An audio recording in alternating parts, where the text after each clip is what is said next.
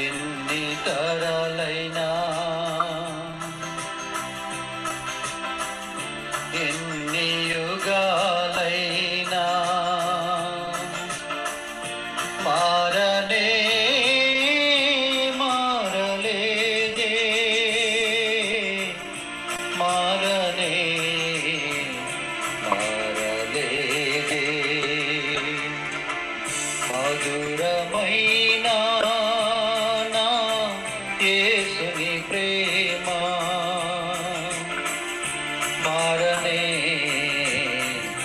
మారలేదే ఈ ధరలో నిండిన నీ ప్రేమ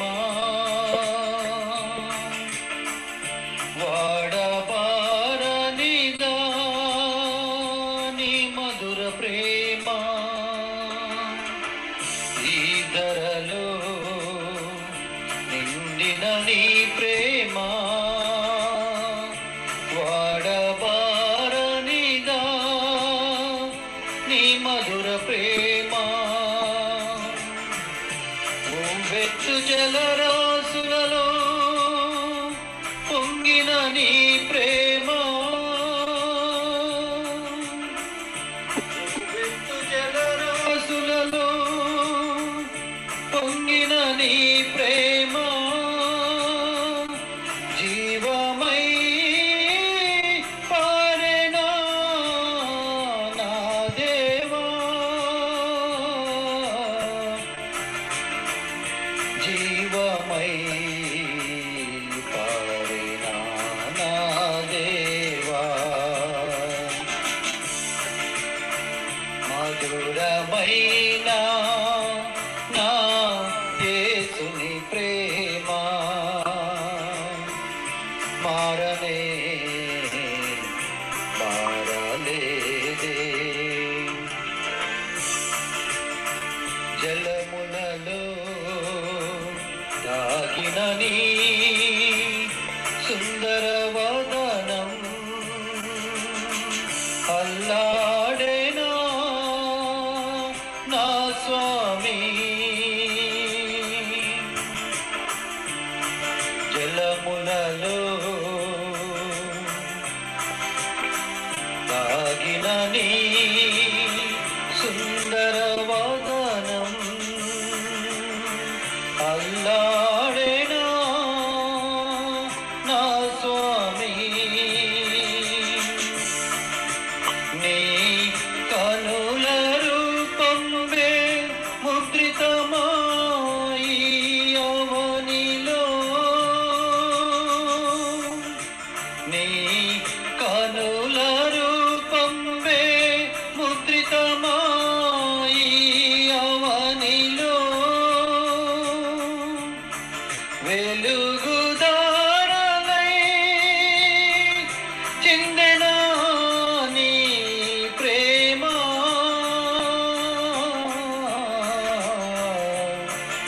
చిందెనా బిందువై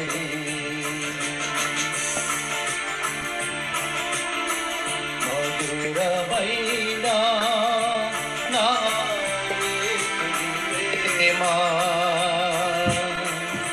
మారనే మారలేదే. ఇప్పుడు మనం వాక్యం ధ్యానించుకుందాం.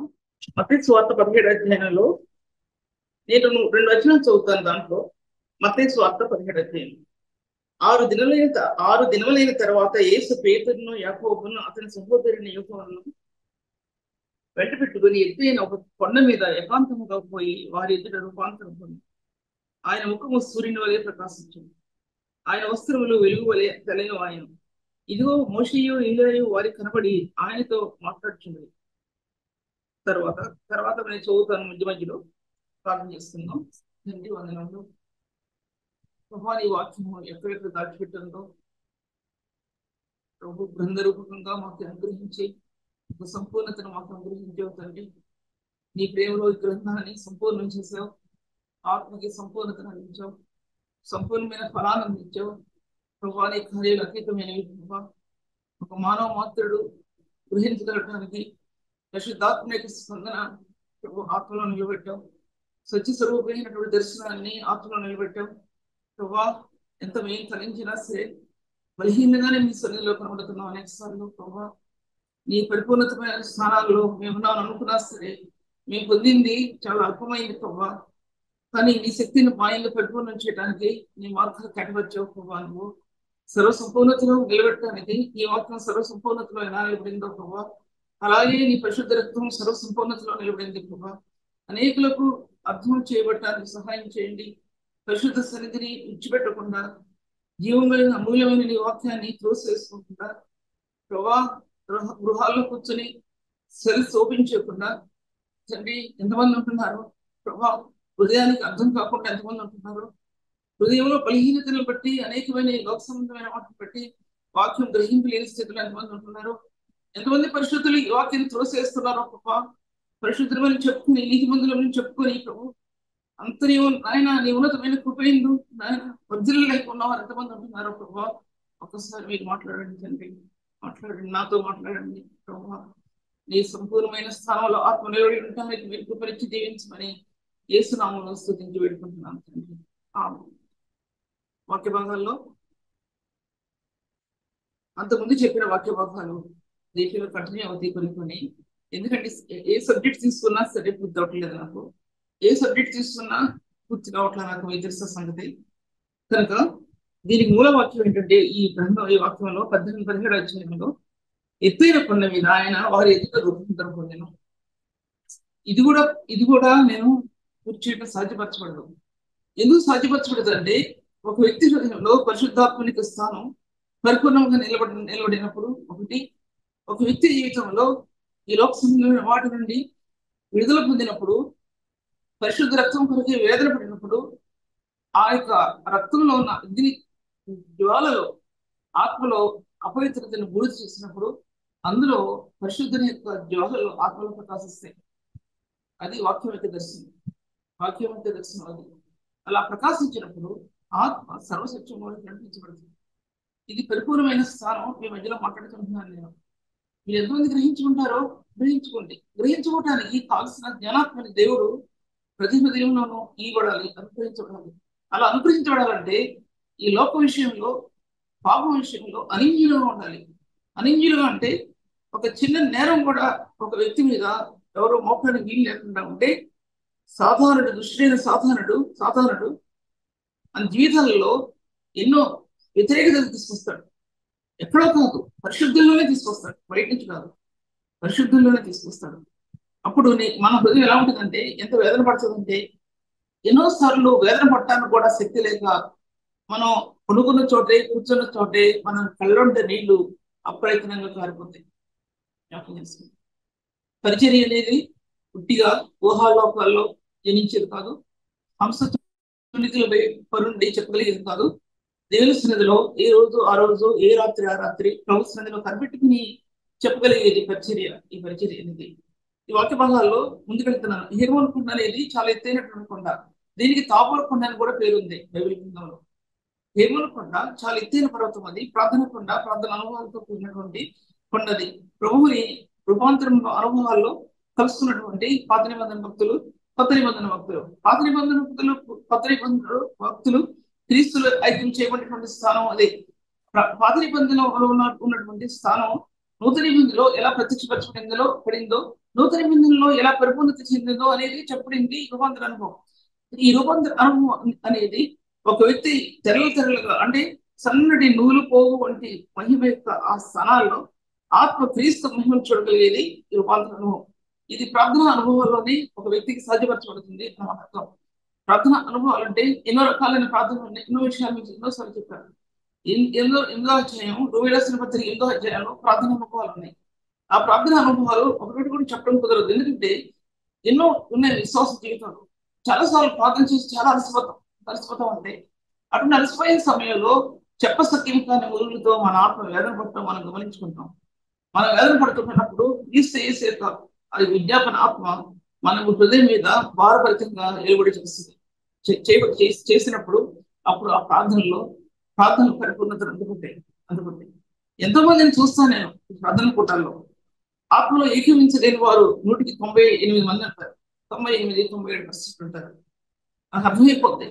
ఎందుకు ఏకీవించలేకపోతుంటున్నారంటే గృహాల్లో ప్రార్థన అనుభవంలో వారు దేవునితో గడిపినటువంటి వారు కాదు. అలా దేవునితో గడిపినటువంటి వారు సంఘ సేవలో కానీ, సంఘ యొక్క పరిచర్యలో కానీ, సంఘం యొక్క ఐక్యతలో కానీ, సంఘంలో నిలబడే విధానంలో కానీ, ప్రార్థన అనుభవాల్లో కానీ వారు నిలబడి ఉంటారు. వారు నిలబడిన ఆత్మ ఆ సంఘానికి సమూలంగా నిలబెట్టుకుంటుంది. ఆ స్తంభాలు కదలలేవు. ఎన్ని కొట్టినా సరే, ఎన్ని తిట్టినా సరే, ఎంత నేరం పోతున్నా సరే, అవి కదలలేవు. సంఘంలో అలా నిలబడిపోయింది. ఎందుకు నిలబడి ఉంటాయంటే అందులో ఉన్న ఆత్మ విజ్ఞాపనాత్మ, ప్రధాన యాజకత్వాన్ని అందుకున్నటువంటి ప్రభు, ప్రధాన యాజకత్వ మార్గాన్ని ఆత్మలో తెలియజేసినటువంటి ప్రభు. ఈ ప్రార్థన అనేది దేవుని సన్నిధిలో అంత అత్యున్నతమైన స్థాయిలో ఆత్మకి ఉంటుంది అనమాట. ఇందులో రివల్యూషన్ ఉంది, ప్రత్యక్షత ఉంది. ఇందులో రివల్యూషన్ అంటే ప్రత్యక్షత ఉంది. ఈ ప్రత్యక్షత ఎన్నో మార్గాలు గుండా మనం బయలుపరచబడుతుంది. దేవుని వాక్యం ఒక చిన్న వాక్యం చదివినా సరే ఆ చిన్న వాక్యం మహిమ అనే పదం చదివినా, రూపాంతరము అనే చిన్న మాట ఎగ్జాంపుల్ చెప్తున్నా, రూపాంతరం అనే పదం చెప్పినా, ప్రేమ అనే పదం చెప్పినా, పరిశుద్ధత అనే పదం చెప్పినా, దానికి ఉన్నటువంటి వేళ్ళు ఒక బలమైనవిగా పరలోక మహిమకి, క్రీస్తు రక్తానికి, ఆ బలియాగానికి ఆ వేళ్ళు చుట్టుకుని ఉంటాయి. ఒక టచ్ చేస్తే ఎలక్ట్రిక్ వైర్స్ ఇంట్లో కరెంట్స్ వస్తాయి కదా పెద్ద పెద్ద బిల్డింగ్స్ లో, ఒక టచ్ చేస్తే మొత్తం వెలుగుతాయి, బయట పడతారు స్విచ్చెస్. ఒకటి ఆఫ్ చేస్తే మొత్తం ఆరిపోతాయి. ఈ కరెంట్స్ ఏ విధంగా ఎలక్ట్రిసిటీ ఏ విధంగా పనిచేస్తుందో అనేది ఎగ్జాంపుల్ మాత్రమే చెప్పేది, అది రియాలిటీ కాదు అని చెప్పేది. అలాగా ఒక వ్యక్తి జీవితంలో పరిశుద్ధాత్మ స్పందన, ఆత్మలో నింపబడినటువంటి ఆత్మ ఒక బైబిల్ గ్రంథంలో చిన్న వాక్యం చదవగానే నీ ఆత్మకి ఎన్నో వేళ్ళు మాత్రమే, వేళ్ళు అంటే అది చాలా బలమైనటువంటిది. అంతేకాకుండా జీవజలాలు, ఓటలు నీ ఆత్మకు అందించబడతాయి. ఇది పరిశుద్ధి ఇచ్చినటువంటి ఉన్నతమైన ఆధిక్యత. వాక్యాన్ని వెతుక్కోవడం కాదు, వాక్యం కోసం తపన చెందడం కాదు, అంతరాత్మలో నీ పరిశుద్ధ జీవితాన్ని ప్రభు సన్నిధిలో తెలియజెప్పుకోవటం, అంతరాత్మలో నీ పరిశుద్ధ స్థానాల్లో ప్రభు దగ్గర విలవించడం. దానిలో దేవుని వాక్యం ప్రకాశిస్తుందనే సత్యం ఎంతమంది తెలుసు? అందులో దేవుని వాక్యం ఎన్ని విధాలుగా ప్రకాశిస్తుందంటే అది చెప్పలేనటువంటి. ఆ విధంగా లేకపోతే సేవకుడు సేవ చేయలేరు ఈ దినాల్లో. ఒక పరిశుద్ధంగా సేవ చేయరు. ఇటు చూసినా బళ్ళే పోవట్లే, ఎటు చూసినా వీటిలతో పొడిసే పోవట్లే. అపోస్తులైన పౌలు గలతీ పత్రికలో నన్ను మీ శ్రమ పెట్టుకోకండి, ఎందుకంటే క్రీస్తు యొక్క ముద్రలో నా శరీరం ఉందని ధరించుకున్నాను, దాన్ని పెట్టడానికి ఇంకా శ్రమ పెట్టద్దు. నేను పొందినటువంటి శ్రమ లేదు చాలు, ఎందుకంటే ఆయన ముద్రలే నా మీద వేయబడ్డాయి, కాబట్టి ఇక నన్ను శ్రమ పెట్టుకోవాలి అని అంటాడు. దాంట్లో గలతీ పత్రిక రాయబడి ఉంది. కనుక తాబోర్, ఇది ఎత్తైన కొండ అనేది హేర్మోన్ కొండ, హేర్మోన్ కొండకి తాబోర్ అని మరో కొండ పేరు. అది ప్రార్థనా అనుభవంతో కూడినటువంటి కొండ. దావీదు రాజు 67 కీర్తనలో ప్రభా నేను ఎక్కలేకపోతున్నాను నన్ను ఎక్కించు. ఆత్మలో అది పరిశుద్ధమైన కొండ. పరిశుద్ధ స్థానాల్లో ఆత్మ నడిచే విధానంలో ఉన్నట్టు కాకుండా, పరిశుద్ధ స్థానాల్లో ఆత్మ అడుగు వేసేటటువంటిది కాకుండా, ఆ ఎత్తైన కొండ మీద దేవుని యొక్క దర్శనం, ప్రార్థనలో ఆయన స్వరూప దర్శనం ఉంటే ఆయన స్వరూపం యొక్క మార్గాలు ఆత్మ తెలియపరచబడతాయి. ఈ తెలియపరచబడకపోతే ఆత్మ పట్టుదల ఉండదనే విషయాన్ని నేను మీతో మాట్లాడుతున్నాను. దాన్ని మొట్టమొదటిగా చెప్తున్నాను ఏంటంటే మహిమా స్వరూపి ఆయన అనేది హెబ్రీ రాసిన 1వ అధ్యాయం తన మహిమగత చేస్తూ రాయబడింది. అదే సబ్జెక్ట్ మీద చాలా రోజులు మాట్లాడుతున్నాను, ఒక వర్డే చెప్తున్నాను. తర్వాత మహాదివ్య మహిమ నుండి అన్నాడు ఆయన అపోస్తలుడైన పేతురు 2వ పేతురు రాసిన పత్రికలో 16-17 వచనాల్లో చూసుకుంటాను. ముందు భాగాలు అంటే అధ్యాయంలో ఉంది.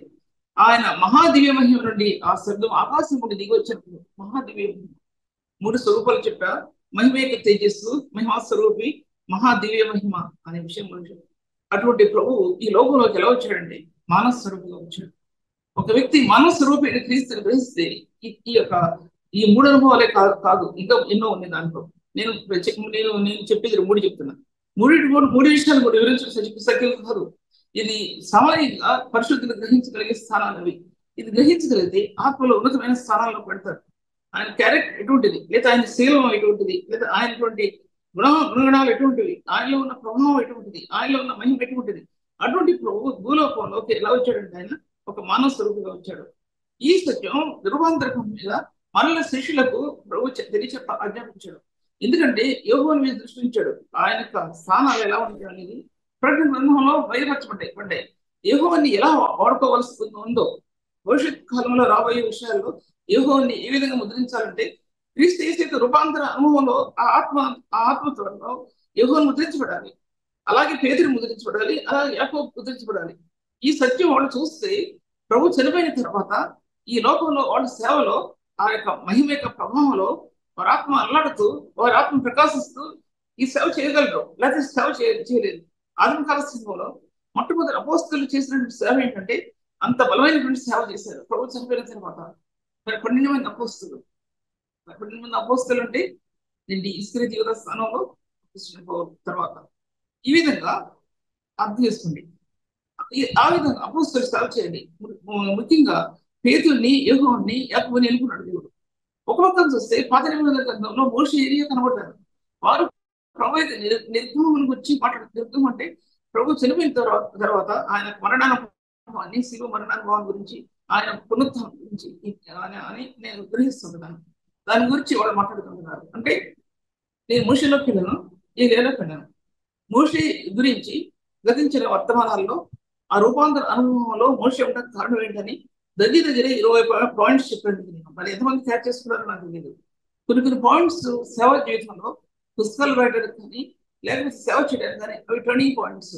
ఆ టర్నింగ్ పాయింట్స్ ని గుర్తించకపోతే సేవకులు, నేను ఆ విషయం తెలియ ముందుకు వెళ్ళాను. గుర్తించకపోతే అంటే అంతరాత్మ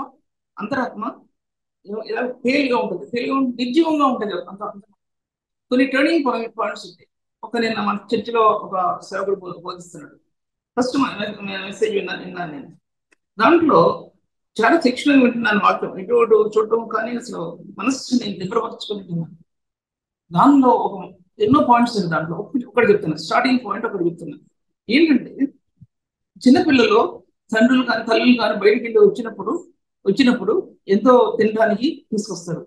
ఆ పిల్లలకి ఇష్టమైనటువంటి బర్గర్స్ లేకపోతే శాండ్విచెస్ ఎన్నో ఉంటాయి కదా, అవి చూసి వాళ్ళు గట్టిగా గరిసేస్తారు కేకలు పెట్టి, ఎందుకంటే తమకు ఇష్టమైన వస్తువులు. అది పాయింట్. అది దానికి అనుకరణ మన అంతరత్వం పుట్టాలి. దానికి వివరించలేదు అంటే అర్థం ఏంటి? రక్షణకి స్థానం నీ హృదయంలో లేదా నా హృదయంలో పుడితే దానికి ప్రతిస్పందన హృదయం నుంచి బయటికి రావాలి. హృదయం నుంచి ఎంతసేపు నిర్జీవంగా మాకు పట్టినట్టు అన్నట్టు ఉంటే రక్షణ కార్యం ఆ విధంగా ఉండదు. రక్షణ కార్యంలో అత్యున్నతమైన విలువలు ఆత్మ కుమరించబడితే నీ ఆత్మ కేకలు పెడుతుంది, ప్రభా ఇదిగో నువ్వు నా కోసం చేసిన కార్యం ఎటువంటిది అని ఈ చుట్టూ ఉన్న వాడికి ఈ రక్షణకి విలువ చెప్పడానికి నీ అంతరాత్మ తెలిస్తే ఆత్మతో ప్రసిద్ధమైస్తుంది, వేదన పడుతుంది. ఈ రక్షణకి విలువలు అంత మాత్రమే కాదు, బైబిల్ గ్రంథంలో విలువైన స్థానాల్లోనికి నీ ఆత్మ తోడుకుని వెళ్తుంది. మరణంలో ఎలా పాలిభాగస్తాయో పునరుత్థానం యొక్క స్థానంలో ఆత్మ మరణం గుండా, క్రీస్తు యేసు యొక్క మరణం గుండా పునరుత్థానం యొక్క విలువలు నీ ఆత్మకు అందించినప్పుడు బైబిల్ గ్రంథం ఓపెన్ చేయబడుతుంది, లేదా ఓపెన్ చేయబడదు. ఆత్మలో సంతోషం ఉంది. నేటి సంఘ జీవితాల్లో, నేటి యొక్క సేవకుల జీవితాల్లో ఈ స్థాయి కనుక లేకపోతే సంఘంలో పునరుత్థానం యొక్క సువాసన జీవం, సువాసన అంటే పునరుత్థానం యొక్క జీవం. కానీ పునరుత్థానం యొక్క మహిమ, పునరుత్థానం యొక్క జీవం క్రీస్తు మరణంలో నుంచి వెళ్ళినట్టు మార్గాలు అవి, ఆత్మ ప్రయాణించిన మార్గాలు. నీ ఆత్మని ఆ స్థానాల గుండా, ఆ మహిమకరమైన స్థానాల్లోనికి నీ ఆత్మను తీసుకెళ్ళిన మార్గాలు, స్థానాలు అవి. అది ఆత్మలో లేకపోతే ఎంతవరకు వ్యక్తి కొట్టుకులాడుతారండి? ఎంతవరకు కొట్టుకులాడతారు? చెప్పి దేని పేరు సొద చెప్పి కూర్చున్న వాళ్ళకి ఇబ్బంది కలిగించి ఎంతవరకు ఆ సొద ఎవరికి ఉపయోగం ఉంది? ఎవరికి ఉపయోగం లేదు. విమర్శనాత్మకమైన వాక్యం కాదు ఇది. సత్యమును బయలుపరిచేటటువంటి ఈ యొక్క స్థానాలు మీ మధ్యలో చెప్పడానికి నేను ఇక్కడ కూర్చున్నాను అంతే. అంతేకాని ఎవరి గురించి ఏమి కూడా నాకు తెలియదు, ఏ విషయాల గురించి కూడా నాకు తెలియదు. కానీ దేవుని ఆత్మ ఏ విషయాలు ఏ విధంగా బోధించిందో ఆ విషయాలు మీ మధ్య నేను మాట్లాడుకుంటున్నాను చెప్తుంటే. తర్వాత ఈ రూపాంతర అనుభవం అనేది ప్రార్థనా స్థానాలని చెప్పాను నేను. తర్వాత ఆ తెరలు నూలు పోగు వంటి తెరలు. స్త్రీలు ప్రత్యక్ష గుడారాన్ని కట్టడానికి సన్నటి నారను ఉడికారండి. సన్నటి నారను అన్నమాట తెలుగులో అంటున్నారు. సన్నటి నార కర్టెన్స్ అంటే సన్నటి నారని ఉడికి కర్టెన్స్ పెట్టారండి. ఎంత నేరుతో కట్టారండి, ఉడికారండి. ఎంత కష్టపడి ఉంటారు, కన్నీటితో ఉడికి శ్రమపడి ఉడికారు. బైబిల్ గ్రంథంలో నీల దూర రక్తం ఉండడం కదా, ఆ నూలు ఈ వాక్య గ్రంథంలో ఈ కన్నీటిలో ఆ యొక్క నూలు ఆత్మకి ఇవ్వడినప్పుడు అది తెరలుగా నీ ఆత్మలో చుట్టుకున్నప్పుడు క్రీస్తు యేసు యొక్క మహిమ ఆ తెరల గుండా నీ ఆత్మకి ప్రకాశిస్తుంది. అది రెండవది. క్రీస్తు మరణంలో నుంచి ప్రకాశించే స్థాయి ఒకటి చెప్పాను. రెండవది ఆ యొక్క ఆ నూలు ఎప్పుడు దొరుకుతుంది? ఎంత కష్టపడితే నూలు సన్నటి నూలు దొరుకుద్ది. లావంటి నూలుతో అదేంటి గట్టి చర్యలు చేస్తారు. కానీ సన్నటి నూలుతో తయారు చేసే నూలుతో తయారు చేసే చర్యలు కానీ వస్త్రాలు కానీ ఎంత అపూర్వమైనవి ఉంటాయండి. అవి దేవుని మందిరాన్ని తీసుకొచ్చుకుంటారండి స్త్రీలు. అందులో మనస్సు ఉంది, మనస్సు భద్రించబడింది. ఒక స్త్రీలు అనే విషయం కూడా చెప్పట్లేదు, నేను జనరల్ గా మాట్లాడుతున్నాను. స్త్రీలు కావచ్చు, సహోదరులు కావచ్చు, వారు తీసుకువచ్చే పరిచర్య ఎటువంటిది అయి ఉండాలండి? వడకాలి నూలు ఉడికినట్టు. ఎలా ఉడకాలండి వస్త్రాలని? ఎంత కష్టపడతారండి వాళ్ళు ఉంటే చూసారా? ఒక దారం దాంట్లో వేయడానికి ఎంత కష్టపడితే ఒక్క దారం ఉడకటానికి దాంట్లో ఎడవద్దని. అలాగే దేవుని జీవ గ్రంథంలో ఈ యొక్క నూలను ఆత్మ పొందుకోగలగాలని అంతరాత్మ ఎంత కష్టపడితే బైబిల్ గ్రంథంలో నుంచి బయటకు వస్తుంది. అందులో నీ నీతి కనబడాలి, అందులో నీ ప్రేమ కనబడాలి, అందులో నీ పవిత్రత కనబడాలి, అందులో నీ పరిశుద్ధత కనబడాలి. దేవునికి నీతి ఆయుధాలు కుడి ఎడమగా ఉండాలి. ఈ స్థానాలు నీలో కనబడుతున్నాయా? కనబడతనే అదొక దొరుకుతుందండి. యథార్థత లేని జీవితం కానీ, పరిశుద్ధత లేని జీవితం కానీ దేవుని మహిమను పొందడానికి అర్హులు కారని విషయం దేవుని గ్రంథం చెప్తుంది, మన మనస్సాక్షి చెప్తుంది. యథార్థ హృదయం లేని స్థానాలు, పరిశుద్ధ జీవితం లేనటువంటి కళలు, పాపం అంధకారంలో ఉన్నటువంటి ఈ స్థానాలు బైబిల్ గ్రంథాన్ని ఓపెన్ చేయడానికి తగదండి, రాదండి, అసలు తెరవబడదండి. అపవిత్రమైన స్థానాల్లో జీవించే వ్యక్తులకి ఈ దేవుని గ్రంథం యొక్క మహిమ యొక్క ప్రభావం ఆత్మకుందండి. ఈ మెసేజ్ కూడా ఎవరికి అవసరం లేదండి. ఈ మెసేజ్ నీ ముత్యాలు తెచ్చి మీ మీద పడేస్తున్నా మీ మీదంటే ఈ జీవ గ్రంథంలో నుంచి పరిశుద్ధమైన వాక్కులు ముత్యాలు రత్నాలలాగా మీ ఆత్మకు అభిషేకించబడుతున్నప్పుడు కూడా దయచేసి మీకు అంటే మీకని కాదు, ఎంతమంది వింటున్నారు? పడినా సరే కాళ్ళతో త్రోసేసే వాళ్ళు ఎంతమంది ఉన్నారు? తొక్కివేసే వారు ఎంతమంది ఉన్నారు? ఒక స్త్రీయే కదా చెప్తుంది అనుకునే సంఘంలో వాళ్ళు ఎంతమంది త్రోసేసే వాళ్ళు ఉన్నారండి, లెక్క లేకుండా. అపురూపమైన స్థానాలు పరిశుద్ధుడు అనుగ్రహిస్తున్నప్పుడు దాన్ని లెక్క లేకుండా పక్కకు తోసే వాళ్ళు ఎంతమంది? తర్వాత వాక్య భాగాలు ఇవ్వాల్సినంటే ఈ ప్రార్థనా స్థానాల్లో నేను చెప్పాను కదా, ఏ సిద్ధపరచుకున్నా సరే ఒక రోజు ఒక గంట అవుతుంది. నాకు ఇచ్చిన టైం గంట. ఈ గంటలో నేను ఏమైనా చేసుకుంటాను. పాట 5 నిమిషాలు, తర్వాత 55 నిమిషాలు వాక్యము, లేదా ఇంకా 5 నిమిషాలు తగ్గిస్తాను, చెప్పలేను. కానీ కరెక్ట్ గా నాకు ఇచ్చిన గంట టైంలోనే నేను చూస్తాను, 1 నిమిషం ఎటువంటి కాకుండా. తర్వాత వాక్య భాగాలు చూసినట్లయితే చెప్పసక్యం కాని మూలుగులు అన్నాడు 8వ అధ్యాయము రోమీ రాసిన పత్రిక. ప్రార్థన అతీతమైన స్థానాన్ని అందుకుంటుందండి. తరస్థాయికి చేయగలదు ప్రార్థన. ఒకసారి చెప్పసక్యంగా మూలుగుతో ప్రార్థన చేస్తామని కూడా చెప్పలేదు. తరస్థాయికి చేయగలదు ప్రార్థన. అప్పుడు ఎవరున్నారని చూసుకోరు, ఈ పక్కన ఎవరున్నారని చూసుకోరు. నీ రహస్య ప్రార్థనలో ఆ వేదన ఉంటుంది, బహిరంగ చేసే ప్రార్థనలో ఆ వేదన ఉంటుంది. దేవుని యొక్క ఈ రహస్యాలు విడదీయబడకపోతే ఆ వేదన ఉంటుంది. ఆత్మీయ జీవితాలు ముందుకెడుతున్నప్పుడు శరీరం సహకరించకపోతే కూడా ఆ వేదన ఉంటుంది. పని చేయలేకపోతే కూడా విస్తారమైన పని కుటుంబంలో ఉంటుంది, విస్తారమైన పని సేవలో ఉంటుంది. ఈ సేవలో సంపాదించుకునేటువంటి ఆ సామర్థ్యం ఆత్మ పొందడానికి ఎంత దేవునితో పెరుగులాడుతుందంటే ఆత్మ దేవుని ఆత్మతో పెరుగులాడినప్పుడు చెప్పసక్యం అనే మూలుగులు, అది మూలలేని మూలుగులు అనేవి లేదనుకుంటుంది. ఆ స్థానాల్లో ఈ పరిచర్య మహిమైనటువంటి పరిచర్య నీ ఆత్మలో పొంగరించబడుతున్నా దాన్ని ఇతరులు చులకంగా ఎంచడానికి వీలుంటుంది. దేవుని సన్నిధిలో మనం కొన్నిసార్లు విజ్ఞాపన చేసే సమయం కానీ, ఆరాధన చేసే సమయంలో కానీ మన ఆత్మని, మన అంతర్యాన్ని ప్రభుత్వం చోటు చేసుకున్నప్పుడు చెప్పసక్యం కానీ ప్రార్థన యొక్క నిధులు, స్వాస్థ్యాలు ఆత్మలో తెచ్చివటం నేను గమనించుకుంటాను. దాన్ని చులకనగా ఎంచవద్దు సుమా, ఏమాత్రం కూడా చులకనగా ఎంచవద్దు. ఎందుకంటే చులకన ఎంచే వారికి అది మంచిది కాదు. దాన్ని ఘనంగా ఎంచుకునే వారికి, పరిశుద్ధంగా ఎంచుకునే వారికి దేవుని ఆశీర్వాదాలు పొందుతారు. వారి ఆత్మ విలువైన స్థానాలకు వెళ్ళిపోతుంది.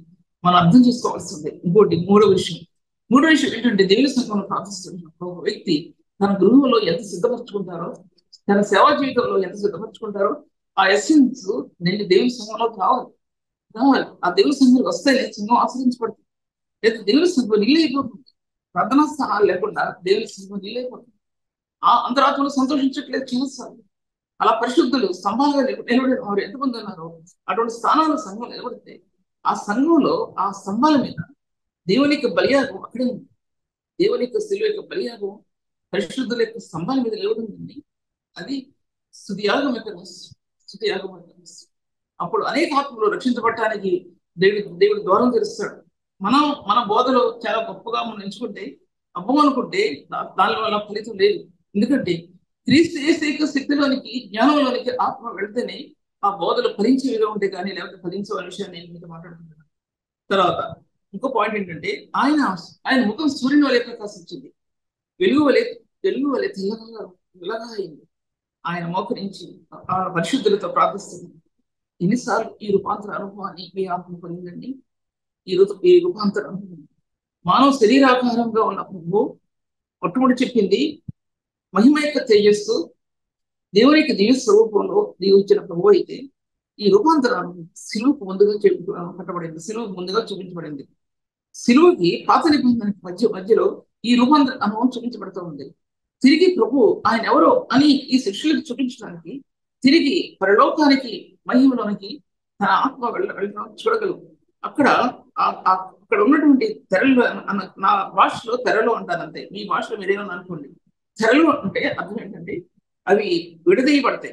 తెరలు అంటే కర్టెన్స్ అంటే నీ ఆత్మకి ప్రభుకి ఎన్నో మధ్యలో ఎన్నో తెరలు ఉన్నాయి. ఆ తెరలో బైబిల్ గ్రంథానికి ఎన్ని తెరలు ఉన్నాయో అలాగా నీ ఆత్మకి పరిశుద్ధాత్మ నీ ఆత్మలో ఉన్నప్పుడు ఈ పరిశుద్ధాత్మ దేవుడు నీ ఆత్మని ఆ మహిమ కలిగినటువంటి తెరల్లోనికి నీ ఆత్మను తోడుకుని వెళ్తాడండి. ప్రతి ఒక్కటి అనుభవంగా చెప్తున్నాను. మీరు ఎక్కడ చూస్తున్నా ఏ డిఫరెన్స్ కూడా చూస్తున్నా ఎక్కడ చూసి చెప్తుందని మీరు అనుకోవడానికి ఒక పాయింట్ కూడా ఎక్కడ కూడా లేదని విషయాన్ని మీతో మాట్లాడుతున్నా. ప్రభు నాకు ఇచ్చిన తలంపులు మీ మధ్యలో చూపెడుతున్నాను. ఎంతమంది ధృవీకరించినా అంగీకరించినా సరే ఈ పరిచర్య ఆస్వాదించబడుతుందని మాత్రం నాకు బాగా తెలుసు. ఎందుకంటే ప్రభు ఇచ్చిన పరిచర్య అది ఎప్పుడు కూడా తెర మరుగున ఉండదు. తెర మరుగున ఉండదు. విడదీయబడేటువంటి తెరల్లో విడదీయబడే తెరల్లో ప్రకాశించే ఆ మహిమ సూర్యుడు ఆ తెరలో ప్రకాశించినప్పుడు ఆ ప్రత్యక్ష ఆత్మకి ఎంతమందికైనా కొద్ది మందికైనా ఎక్కువ మందికి జీవాన్ని ప్రత్యక్షతను అనుగ్రహిస్తుంది. మీకు అర్థమయ్యే భాషలో మాట్లాడుకుంటున్నాను నేను, అది కూడా గ్రహించుకోండి. ఈ భాష కూడా నేను బైబిల్కి వ్యతిరేకం కానీ బైబిల్కి ఇంకా ఉంచి కానీ మాట్లాడలేదు. బైబిల్లో ఉన్నటువంటి విషయాల్ని మీకు స్పష్టమైన తెలుగులో నేను మీతో మాట్లాడుతున్న విషయాన్ని అర్థం చేసుకోవాల్సింది. మధ్యలో ఎక్కడ ఇంగ్లీష్ మాటలు మాట్లాడకుండా తెలుగుని అసలు స్పష్టంగా మీ మధ్యలో మాట్లాడుకుంటున్న విషయాన్ని కూడా మీరు గ్రహించుకోవాలి. తర్వాత ఆయన ముఖం సూర్యుని వలె ప్రకాశించింది. ఆయన తర్వాత వెలుగు వలె తెల్లని ఆయన సూర్యుని వలె ప్రకాశించింది. ఈ లోక సంబంధంగా సూర్యుడు కానీ, చంద్రుడు కానీ, గోడాలు కానీ, నక్షత్రాలు కానీ, మహిమ కూడా అంతా కూడా దావీదు 19వ కీర్తనలో ఆకాశంలో ఆయన మహిమను వివరించినవి, అంతరిక్షం ఆయన చేతికొని ప్రచురపరచున్నది. వీటన్నిటిలో క్రీస్తు యొక్క మహిమ, దేవుడు తన కుమారుడైన క్రీస్తు మహిమను ఈ స్థాయిలో లోకం యొక్క వైభవాల్లో కాదు, లోకం యొక్క మహిమలో ఈ గోడాల్లో, ఈ వెలిగే గోడాల్లో ప్రకాశించే ఆ గోడాల్లో ఆయన మహిమ ఆ గోడాల్లో ఎలా దాచిపెట్టబడిందంటే సూర్యచంద్రుల్లో ఎలా దాచిపెట్టబడింది. ఎన్నో చదివానండి నేను, ఎన్నో విషయాలు చూసాను. సూర్యుడి గురించి కానీ, చంద్రుని గురించి కానీ. నేను ఎంత నేర్చుకున్నా చదివినా తక్కువే అని చెప్తున్నా. నేనే పెద్ద స్కాలర్ ఏం కాదు. అది కూడా ఇప్పుడు చెప్పడం నాకు ఏం కుదరదు. అటువంటిది ప్రభు యొక్క మహిమ ఎటువంటిదంటే ఈ గోడాలలో కానీ, సూర్యచంద్రుని దాంట్లో కానీ, నక్షత్రంలో కానీ ప్రకాశించే స్థానాలు ఎంత ప్రకాశించినాయి అంటే మానవ హృదయంలో ప్రభు ఆయన ఇచ్చిన జ్ఞానాత్మ, ఈ జ్ఞానాత్మ, ఆయన మన హృదయం ఇచ్చిన జ్ఞాన వేకిందు కూడిన ఆత్మ, సత్యమును ప్రత్యక్షపరచబడే ఆత్మ, ఈ ఆత్మ బైబిల్ గ్రంథంలో ఉన్న స్థానాల్లో పెట్టిపోయింది. ఆయన సృష్టించిన సృష్టిలో కూడా ఆత్మ పెట్టిందండి. అందుకు చూపించాడు దేవుడు చాలా విషయం. ఇదేంటి ఆత్మ యొక్క విస్తీర్ణ, ఆత్మ యొక్క విస్తీర్ణ అంటే పూర్తిగా అది క్రీస్తు బలియాగంలోనే ఒక వ్యక్తి లభించింది. ఆ మార్పు తప్ప మరొక మార్పు లేదు. ఆత్మిక వరాలు కానీ, కృపా వరాలు కానీ, ఎంత జ్ఞానాత్మక కానీ, ఎంత భాషల మాట్లాడే వరం కానీ, వివేచన కానీ ఏది కూడా తోసేయడానికి లేదు. ఏ సమయంలో అది కావాలో దేవుడు దాన్ని రాంగ్ గా తీసేయడానికి వీల్లేదు. నీకు జ్ఞానాత్మ ఇస్తే ఇంకో దాంట్లో మీరు అడగబెట్టడానికి వీల్లేదు. సత్యమును ప్రత్యక్షపరిచే ఆత్మ, కృపావరాలు అన్ని కృపతో కూడిన వరాలు ప్రేమతో మిక్స్ అయితే, కలువరి యొక్క ప్రేమతో మిక్స్ అయ్యి ఈ కృపావరాలు. కలువరి ప్రేమను నువ్వు హత్తుకునే కొద్దికి నీ జ్ఞానం ఆత్మకు విడదీయబడినప్పుడు ఎటువంటి కృపావరాలు నీ ఆత్మకు అనుగ్రహించబడ్డాయో ఆ విషయం గురించి మాట్లాడు. సత్యమును బయలుపరిచేటువంటి ఆత్మ, దాన్ని తిరస్కరిస్తుంటే ఒక వ్యక్తి జీవితంలో, ఒక సేవకుని జీవితంలో జ్ఞానం తొలగిపోతుంది. హృదయాల నుంచి జ్ఞానం తొలగిపోతుంది. తమ స్వకీయమైనటువంటి జ్ఞానం ఆత్మలో నింపబడుతుంది. కాబట్టి దేవుని సంఘాలు అవి ఎలా చేయబడుతున్నాయి, అవి ఏమంటారు, అవి విస్తరించడం లేదు. దేవుని సంఘాలు విస్తరించట్లేదు. అనేక ఆత్మలను ఆకర్షించబడటం లేదు. ఈ విధంగా సూర్యచంద్ర నక్షత్రాల్లో ఆయన ముఖం సూర్యుని వల్లే ప్రకాశించిందని ఆయన రాయబడినప్పుడు, పరిశుద్ధుడైన ప్రభు ఆ మహిమ కలిగిన కాంతి సూర్యప్రకాశం వల్లే ఆయన ప్రకాశించినప్పుడు శిష్యులందరూ కూడా బాధపడిపోయారు. అంటే చూడలేకపోయారు. అపోస్తలుడైన పౌలు దమస్కు ప్రాంతంలో ఆయన మహిమను చూచినప్పుడు కళ్ళు కనిపించలేదు, కింద పడిపోయారు. ఇక్కడ కొత్త నిబంధన సంఘంలో ఉన్నటువంటి శిష్యులు బోర్లు పడిపోయారు చూడలేక ఆ మహిమా స్వరూపి. రెండు విషయాలు మీతో మాట్లాడుతున్నాను. నీకు ముందుకు వెళ్ళాలి కాబట్టి, ఒకటి దివ్య మహిమ నుంచి వచ్చిన ప్రభు మానవరూపిగా తిరిగి ఈ శిష్యులకు ఆయన మహిమ స్వరూపాన్ని, దివ్య స్వరూపాన్ని, ఆ మహిమను చూపించాలని ప్రభు అక్కడ రూపాంతరపరచబడ్డాడు. ఎందుకంటే ఈ స్పర్శ వాళ్ళ హృదయం లేకపోతే సేవ చేయలేరు. ఈ బలమైన దర్శనం లేకపోతే ఆత్మలో ఒకటి సిలువ యొక్క దర్శనం, రక్తం ఒక పక్క, క్రీస్తు మహిమ యొక్క దర్శనం ఈ ఆత్మలో అది అది అది లేకుండా ఒక వ్యక్తి సేవ చేయలేరంటే ఇది ఉట్టి సేవ కాదు, ఇది పరిశుద్ధుల యొక్క సేవ, రారాజు అయిన క్రీస్తు యొక్క సేవ పరిచర్య. ఈ బలమైన దర్శనం నీ ఆత్మ స్తంభాలలో కట్టబడాలండి. ఒక పక్క రక్తం యొక్క స్తంభం, ఒక పక్క మహిమ యొక్క స్తంభం. ఎన్నో చెప్పా 7 స్తంభాల్లో. ఇప్పుడు 2 విషయాలు చెప్తాను. ఇది ఈ రెండు గ్రహించుకోగలిగితేనే ఈ పరిచర్య రాబోయే జీవితంలో నీకు అండగా నిలబడతాయండి. ఒక పక్క మహిమ, ఒక పక్క రక్తం హృదయాన్ని స్మాష్ చేయడానికి, పాపాన్ని చేయడానికి నీ హృదయం అంత గొప్పగా ఉంటుందా?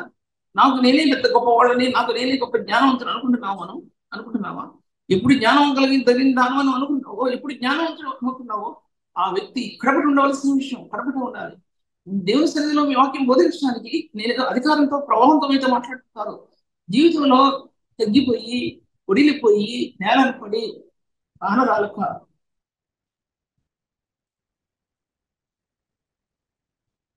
దేవుని సన్నిధిని చూడలేక, పరిశుద్ధాత్మ యొక్క దర్శనంలో ఉన్న ఆత్మ ముందుకు వెళ్ళలేక, ఒక చిన్న పిల్లవాడు తల్లి కాళ్ళను పట్టుకుని ఎలా ఏడుస్తాడో అలాగే దేవుని సన్నిధిలో ఆ శిలువ యొక్క పరిశుద్ధిని పాదాలు పట్టుకుని ఏడ్చిన రాత్రులు గోపులను ఒక రాత్రి అది 2 రాత్రులు గోపులను.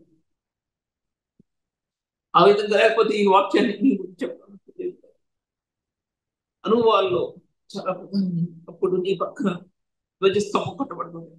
నీ పక్కన ఆ ధ్వజస్తంభం ఇశ్రాయేలుకి అగ్ని స్తంభం, మేఘస్తంభం, వెలుగు స్తంభం, అగ్ని స్తంభం ఎలా కట్టబడిందో పగలు వెట్టెక్క తగలకుండా ఆశ్రయంగా, రాత్రి అగ్ని వలె అస్తం అలాగే ఈ కలవరిలో దాచిపోయిన ఈ రక్తం అనేది నీకు ఆదరణగా, అండగా, పండగా ధ్వజమెత్తి నిలబడుతుంది. ఆ ధ్వజమెత్తి నిలబడినప్పుడు ఎన్నిసార్లు దేవుని సన్నిధిలో అంగలారుస్తావు. అక్కడ ఆ పాపం యొక్క స్థానాల్లో ఈ మహిమ యొక్క జ్వాలలో ఆ పాపం కలిచేస్తాయి. అందువలన అపోస్తలులు అంటూ ఆ వ్యక్తులు అటువంటి పాపం కాల్చివేయబడటానికి ఆయన మహిమా స్వరూపం భూమి మీద చూపించబడింది అని అపోస్తలులు. లేదా అతని పాపం తొలగించబడేది. ఆయన మహిమే ఆ పాపాలని కాల్ చేసేసింది. ఆ విషయం మీద మాట్లాడుతున్నాను. ఇంకా నేను ముందుకెళ్తున్నాను. దాంట్లో ఆయన ముఖం సూర్యుని వల్ల ప్రకాశించింది, సూర్యకాంతి వల్ల ఆయన ముఖం ప్రకాశించింది. అంటే ఈ సృష్టిలో ఆయన మహిమ యొక్క ప్రభావం ఎంతుందో ఆలోచించుకుని ఎన్నిసార్లు మీతో మాట్లాడినా ఆ సబ్జెక్ట్కి వెళ్ళలేదు కాబట్టి ఒక మాట చెప్తున్నాను. ఈ యొక్క సృష్టి అంతట్లో ఆయన మహిమ యొక్క శక్తి ఇటు మానవ జీవితంలో మానవ జీవితంలో శాస్త్రీయంగా అంటే సైంటిఫికల్ గా ఆ జ్ఞానం, ఆ యొక్క శక్తి ఎలా నిలబడిందో ఒక భావి అయిన మానవ జీవితంలో కూడా ఆ జ్ఞానం రక్తం ద్వారా తెరవబడింది. ఆదికాల ప్రవక్తలు పెద్దలు ఎందుకు అంత గొప్ప సైంటిస్టులు అయిపోయారు? బైబిల్ గ్రంథం ఎలా చెప్తుంది? మానవుడు ఎలా పుట్టాడు అని చెప్తుంది. జ్ఞానం ఎక్కడి నుంచి వచ్చింది అని ఎలా చెప్తుంది? జ్ఞానం యొక్క రహస్యం చెప్పింది. తర్వాత ఈ సృష్టి ఎలాగా క్రీస్తుతో మహిమతో ప్రకాశించిందని చెప్పింది. దాని నిదర్శనం ఆ ప్రభు మరణించినప్పుడు సూర్యుడు నలుపాయను రాయబడిన చీకటి గమనిస్తుంది. దాని కనెక్టివిటీ, ఆ ప్రభు యొక్క కనెక్టివిటీ ఈ సృష్టి అంతట్లో కూడా ఏర్పాటు చేస్తుందండి. 3,000 మానవులు గ్రహించలేదు. మానవులు ఎన్ని చెప్తారంటే బైబిల్ చెప్పండి ఏది లేదు అనేది గ్రహించలేక, బైబిల్లో ఎన్నున్నాయి గ్రహించుకోలేక ఈ పరిస్థితులు ఎలా ఉన్నాయంటే, లోతుని సుగమ కుమారుని నాశనం చేసినప్పుడు దేవదూతలు నడిపించడానికి వచ్చినప్పుడు ఆ లోతు ఇంటి తలుపులో కొట్టారని దుష్టులు దుర్మార్గులు ఎలా కొట్టారో, అలాగే నేటి దినాల్లో పరిశుద్ధుల్ని తట్టడానికి, పరిశుద్ధులు ఇంటి తలుపులు తట్టడానికంటే పరిశుద్ధ జీవితాన్ని తట్టడానికి, ఈ బైబిల్ గ్రంథంలో దాచబడి ఉన్న శక్తిని తట్టడానికి దుష్టులైన మానవ జనాంగం ఈ దినాల్లో నిలబడి ఉందండి. కళ్ళు కనపడక, కన్నులు కానలేక, దేవుని శక్తిని చూడలేక, పాపంతో నింపుబడి, అపవిత్రతో నింపుబడి, ఈ లోక సంఘం చెడుతో నింపుబడి, దేవుని యొక్క మహత్తరమైన శక్తిని గ్రహించలేనటువంటి దుష్ట జనాంగం మధ్యలో మనం జీవిస్తున్నాం అనే విషయాన్ని ఒకసారి జ్ఞాపకం చేసుకుని, క్రీస్తు మహిమతో ప్రకాశించవలసిన నేటి పరిశుద్ధులు ఏ విధంగా ఉన్నారో అనేది కూడా క్రైస్తవత్వం అనేది క్రైస్తవ జనాంగంలో పుట్టినటువంటి క్రైస్తవత్వం. నేటి క్రైస్తవులు ఎంతమంది తెలుస్తున్నారు? 100% తెలుసుకోలేదు. 10% మాత్రమే తెలుస్తున్న క్రైస్తవులు పరిశుద్ధులు నిలబడి ఉన్నారు ఈ భూమి మీద నిలబడ్డారు. 90% తెలుసుకోలేదు చాలా మంది. దానివల్ల దేవుని నామం ఏంటంటే దూషించబడుతుంది. ఈ లోకం మిమ్మల్ని బట్టి కదా ఆ నామం దూషించబడుతుందని ప్రభు సెలవిచ్చినప్పుడు, అపవిత్రతో కూడినటువంటి జీవితాల్లో ఉన్నటువంటి వారు ప్రభు శక్తిని తెలుసుకోలేక నామకార్థం ఉన్నటువంటి నేటి క్రైస్తవుల యొక్క జీవితాలు ఎలా ఉన్నాయి ఈ భూమి మీద అనేది ఒకసారి ఆలోచించుకోవాల్సిన విషయం. క్లబ్స్ చూస్తే, పబ్స్ చూస్తే మన క్రైస్తవుల పేర్లే క్లబ్స్ పబ్స్ అనేవి నేటి లోకల్ సిటీస్ లో అది ప్రాముఖ్యంగా ఇచ్చినటువంటి ఆ మార్గాల్లో క్రైస్తవుల యొక్క పేర్లు ఉంటాయండి. దాంట్లో ఎంత సిగ్గుచేటు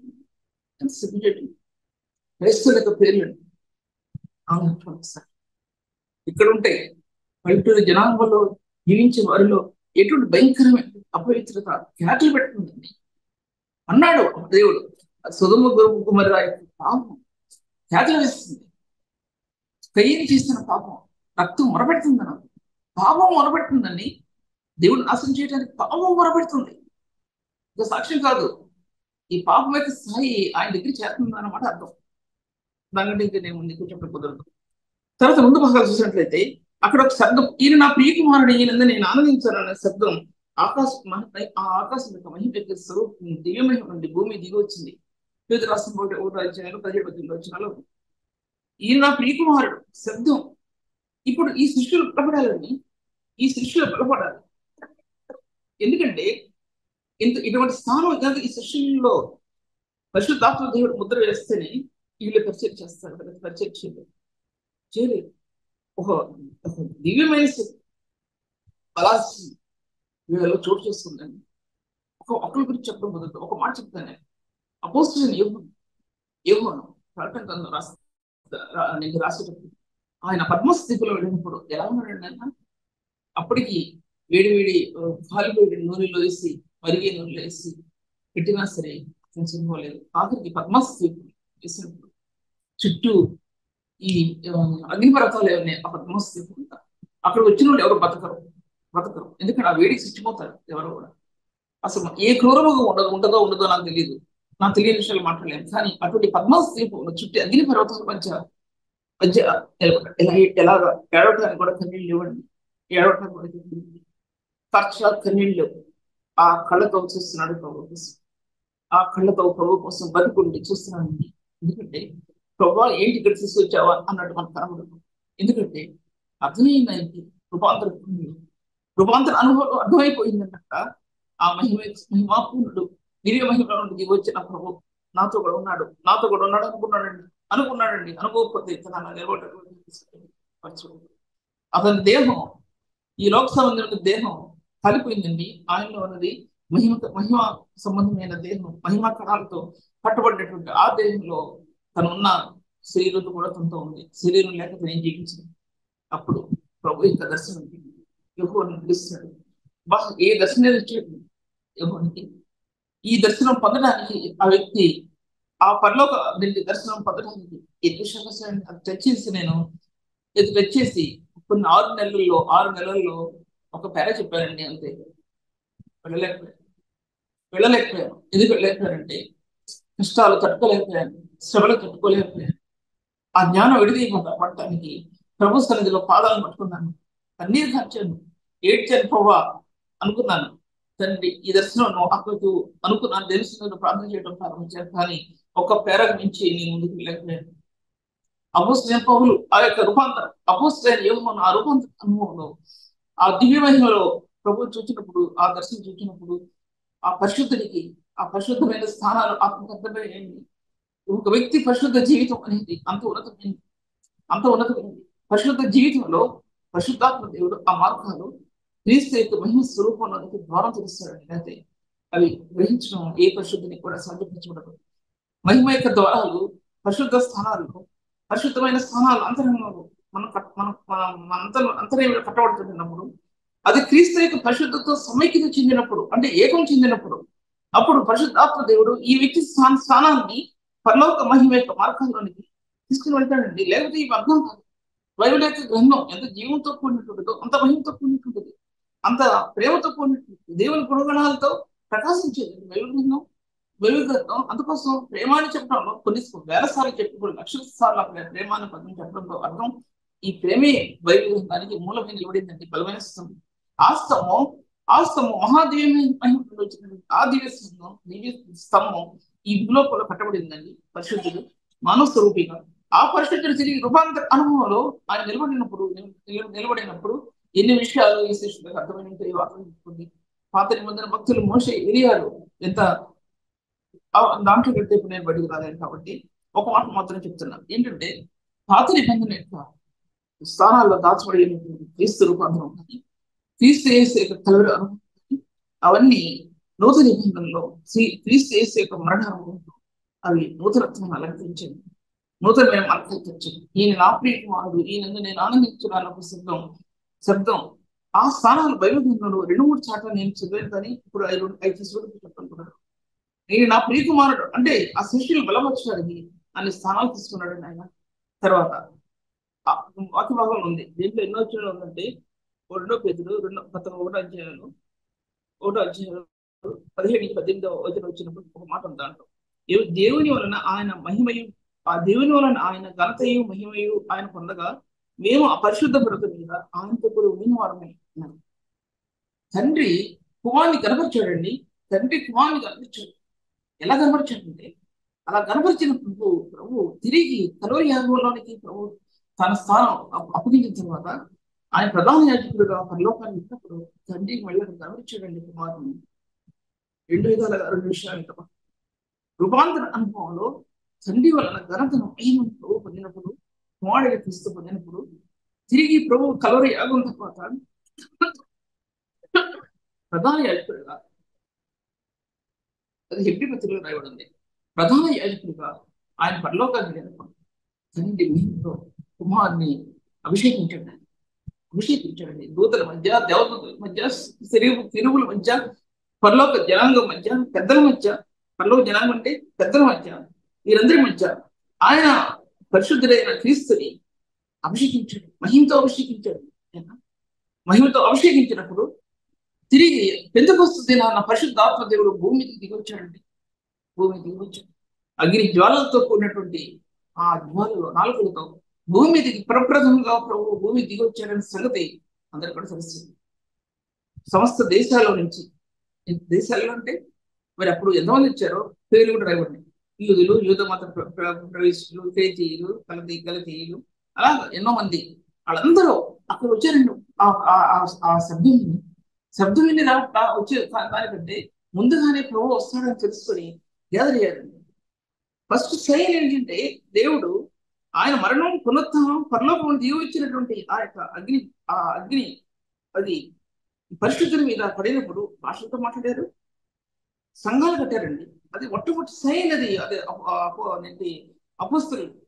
దాని తర్వాత అది బైబిల్ గ్రంథం మొట్టమొదటిగా తీసుకురావడానికి ప్రప్రథమైనటువంటిది. అది అపోస్తలుడైన పౌలు కొరింథీ రాసిన పత్రిక 11 అధ్యాయంలో రాసినప్పుడు పరిపూర్ణమైనది వచ్చినప్పుడు, పరిపూర్ణమైనది కానీ నిరర్థకములను భాషలైనా నిలిచిపోతాయి, ప్రవచనాల్లో నిలిచిపోతాయి, కానీ ప్రేమ శాస్త్రకాలం ఉండను. బైబిల్ చదవండి 11 అధ్యాయం అంటే అర్థం ఏంటంటే ప్రాముఖ్యమైనది కలవరి ప్రేమ అన్నమాట. అర్థం ప్రాముఖ్యమైనది కలవరి ప్రేమ.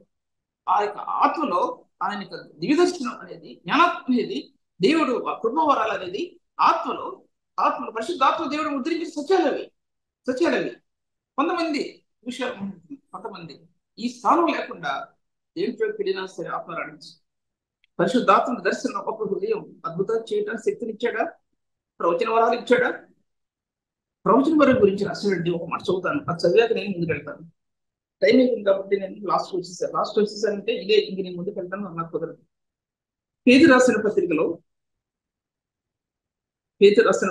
రెండో పేతురు రాసిన పత్రికలో 1వ అధ్యాయంలో 19వ వచనం, మరియు ఇంతకంటే స్థిరమైన ప్రవచన వాక్యం అనుకున్నది. తెల్లవారి వేపు చుక్క మీ హృదయంలో ఉదయించే వరకు ఆ వాక్యము చీకటి గల చోటున వెలిగించు దీపమే. దాని ఇందు మీరు లక్ష్మించిన మీకు మేలు. ఒకడు తన ఊహను బట్టి చెప్పడం వల్ల లేఖనంలో ఏ ప్రవచనమో పుట్టదని మీరు గ్రహించుకున్నాము. ఏలైనగా ప్రవచనము ఎప్పుడును మనుషులు ఇచ్చిన బట్టి కలగలేదు, కానీ మనుషులు పరిశుద్ధాత్మ వలన ప్రేరేపింపబడిన వారే దేవుని మూలంగా కలిగారు. ప్రవచనాలన్నీ కూడా క్రీస్తు ప్రభు పుట్టిన తర్వాత పరిపూర్ణత వచ్చింది. ప్రవచనం ఆయన పుట్టాడు ఈ లోకంలో, పరలోకంలో విడిపోయాడు, భూమి దిగొచ్చాడు, ప్రవచనం పరిపూర్ణమైంది. ఆయన మహింపరచబడ్డాడు, ఆయన మహింపరచబడి భూలోకి దిగొచ్చాడు, ప్రవచనం పరిపూర్ణమైంది. క్రీస్తు యొక్క ప్రవచనం ఆయన పుట్టుక మరణ పునరుత్థానాలు భూమి దిగిరాటం ఆయన ప్రవచనం పరిపూర్ణమైంది. ఈ ప్రవచనాల సారం క్రీస్తు అని బైబిల్ ప్రకటించబడి చెప్తా ఉంది. ప్రవచనాల సారం ఇది నిజమైన సత్యం. ప్రతి సత్యాన్ని కూడా డూప్లికేట్ చేయడానికి సాతానుడు మా పక్కనే ఉంది. ఎందుకంటే ఈ కలవరి మార్గంలో కానీ రక్షణ మార్గంలో కానీ ఆత్మ వెళ్లకుండా వివిధమైన మార్గాలు మన జీవితానికి చూపిస్తాడు. దాంట్లో అడుగు పెడతాయి. ఫౌండేషన్ తో ఉండవలసిన కలవరి మార్గం క్రీస్తు రక్తం చేత ఫౌండేషన్ పునాది వేయబడవలసినటువంటి రక్షణ మార్గం, రక్తంతో కట్టబడవలసిన రక్షణ మార్గం, ఆత్మలో ఆ మార్గంతో సంఘం కట్టబడకుండా మరొక విధంగా కట్టితే ఆ సంఘం నిలబడటానికి సాధ్యపడుతుంది. దాని పునాది క్రీస్తే.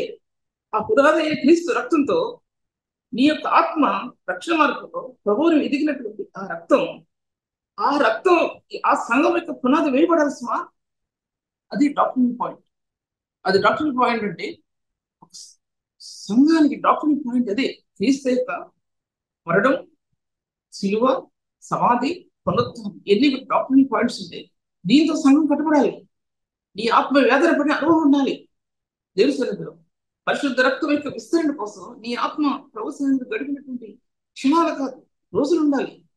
రోజులు కాదు, నెలలు ఉండాలి. దేవుని సన్నిధి ఒక పరిశుద్ధుని యొక్క వేదన, కాపరి యొక్క వేదన, అంగరార్చే కాపరి, వేదన పడే కాపరి తన బిడ్డల కోసం అనండి, తన సంఘం కోసం అనండి, ఒక తల్లి పడే వేదన కాపరి వేదనలో ఒక భాగం ఉంటుంది. ఇంతమంది స్త్రీలు ఉన్నారు. ఒక కాపరి వేదన పడుతున్నట్టుంటే అందులో తల్లి ప్రేమ, ఆ గుండెల్లో దాచిపడి ఉన్నటువంటి ఆ ప్రేమ ఆ కాపరి ప్రేమలో దాచిపడి ఉంటుందండి.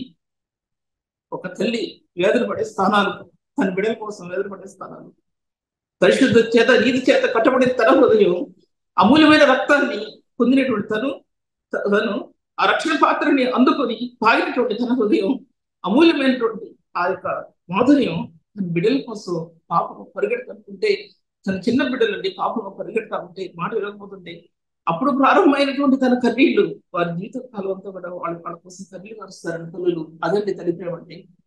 ఆ తల్లి ఆ ప్రేమతో చేసుకుని లోకానికి అప్పగించడం కాదండి, క్లబ్స్ కి పబ్స్ కి అప్పగించడం కాదండి, తయారు చేసి హీరోయిన్స్ లాగా తయారు చేసి ఇష్టానుసారంగా నడవడానికి పంపించే అది కాదండి తల్లి ప్రేమ.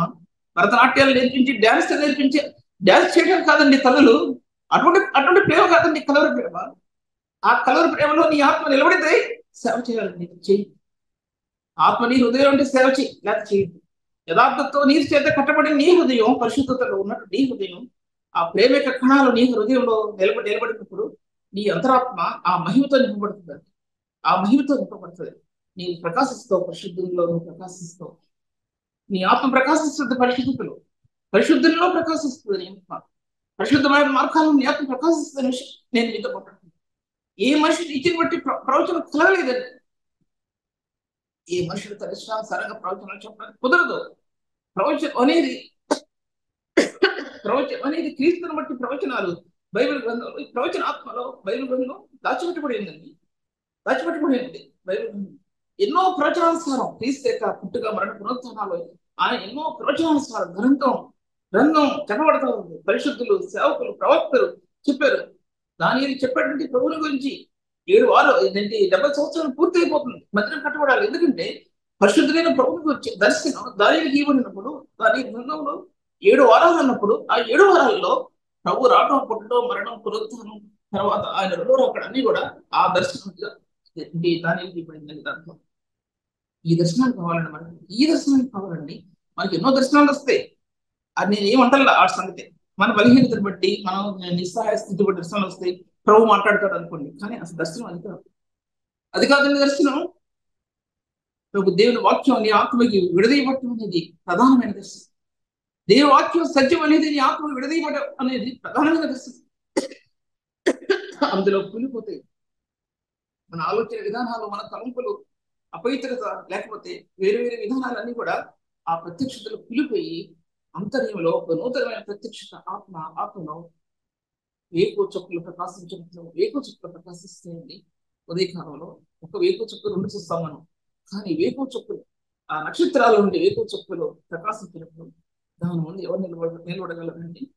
కొన్ని వందలు వేలు అవి ప్రకాశించి నాట్యం ఆడుతుంటే వేకు చుక్కలు అంతరాత్మలో ఎస్ట్రోనాయిడ్స్ ఇదంతా కదా, దాంట్లో ఇంగ్లీష్ వర్డ్ ఉందండి, దాంట్లో మంచి మాటది, అది దానికి వర్డ్ అది.